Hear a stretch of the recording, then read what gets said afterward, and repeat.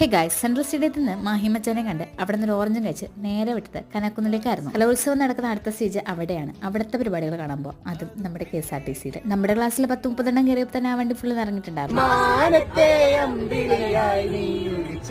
അവസാനം നമ്മൾ നമ്മുടെ ലക്ഷ്യസ്ഥാനത്ത് എത്തിയിട്ടുണ്ട്. അവിടെ നേരെ പോയി ഒരു ഐസ്ക്രീം ഒക്കെ കുടിച്ചു. വിശപ്പുണ്ട്. ഞങ്ങൾ പോയപ്പോൾ വേദിയിൽ നടക്കുന്നത് പളിയ നൃത്തമായിരുന്നു. ശരിക്കും ഇത് കാണാൻ വേണ്ടി തന്നെയായിരുന്നു അവിടെ പോയി. ഇതുവരെ ഞങ്ങൾ ആരും കാണാത്തൊരു നൃത്തരൂപത്തോട് തോന്നിയ ആകാംക്ഷ അത് തന്നെയായിരുന്നു ഞങ്ങൾ അവിടെ എത്തിച്ചത്. അങ്ങനെ പളിയ നൃത്തം കണ്ട് നേരെ ഇറങ്ങിയത് ഒരു ചായ കുടിക്കാനായിരുന്നു. ഉച്ചയ്ക്കാണോ ചായ കുടിക്കുന്നതെന്ന് ചോദിക്കുന്നവരോട് ഞങ്ങൾ ഇങ്ങനെയാണ്, ഒരു ഗ്ലാസ് ചായയും ഞങ്ങൾ 10-15 പേരും. വാവ്. അവിടെ നിന്ന് ഇറങ്ങിയപ്പോൾ ഞങ്ങൾ ക്ലാസ്സിലെ കുറച്ച് പേർക്ക് ഒരു സൈഡ് വലിയത് സംഭവം കമ്മൽ കണ്ടിട്ടാണ്. തേനീച്ച വളയുന്ന പോലെ എല്ലാം കൂടെ ആ കമ്മലിനെ വളഞ്ഞു നിൽക്കുക. ഇനിയിപ്പോ എപ്പോഴാണോ അങ്ങനെ എല്ലാം കഴിഞ്ഞ് ഇപ്പൊ വൈകിട്ടായി. ഇനി നമുക്ക് അടുത്ത സ്ഥലത്തോട്ട് പോകാം.